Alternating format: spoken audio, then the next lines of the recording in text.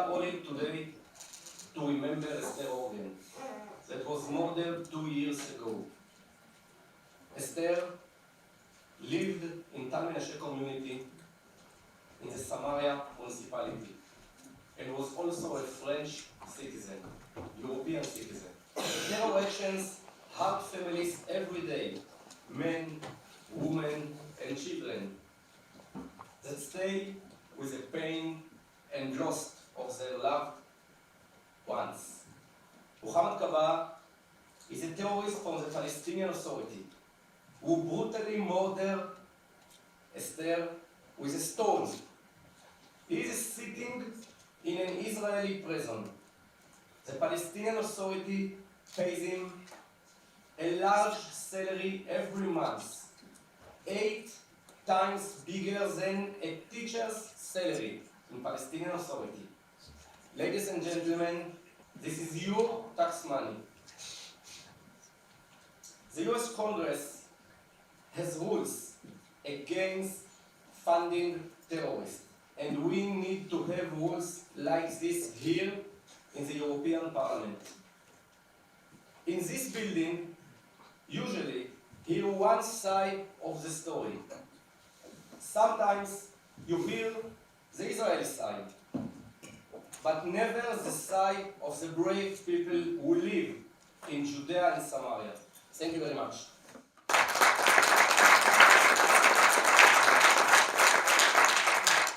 Esther was a therapist and an artist. Esther loves nature, sports, traveling, and of course, her family. On the 20th of December 2020, almost exactly 2 years ago, she went for this walk and never came back.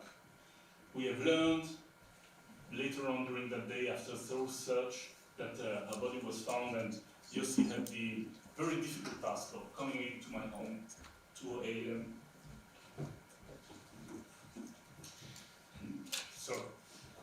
tell me that her body was found.